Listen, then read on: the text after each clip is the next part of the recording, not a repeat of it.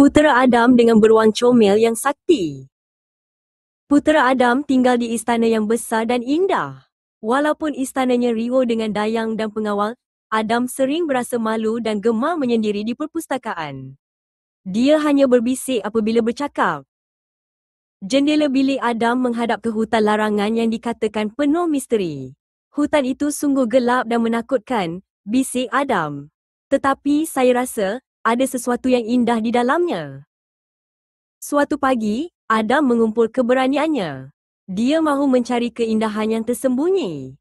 Dengan hati yang berdebar, Adam menyelinap keluar dari istana dan melangkah masuk ke dalam hutan larangan.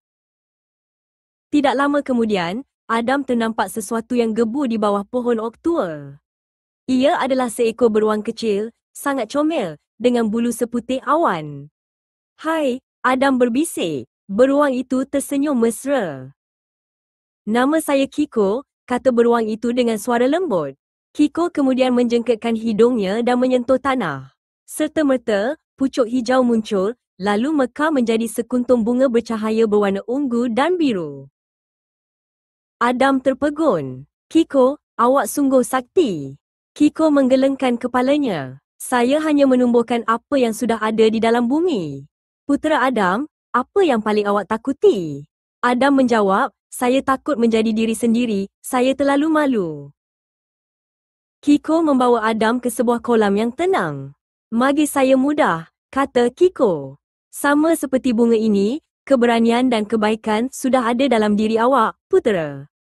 Awak hanya perlu menyiramnya dengan keyakinan." Tiba-tiba, jalan mereka dihalangi oleh akar-akar berduri yang tebal. Kiko memandang Adam. Adam menarik nafas dalam-dalam. "Saya tahu jalannya." Dengan yakin, dia menolak dahan mati untuk membuka laluan kecil yang selamat. Kiko gembira melihat keberanian Adam. "Itu adalah magis yang paling hebat, putera Adam, keberanian hati awak." Mereka berpelukan erat. Persahabatan mereka kini adalah keajaiban sebenar. Sudah tiba masanya Adam pulang. Putera Adam kembali ke istana, bukan lagi berbisik, tetapi bercakap dengan suara yang jelas. Dia menceritakan tentang hutan larangan, tentang Kiko, dan tentang magis kebaikan yang ditemuinya di dalam hatinya sendiri.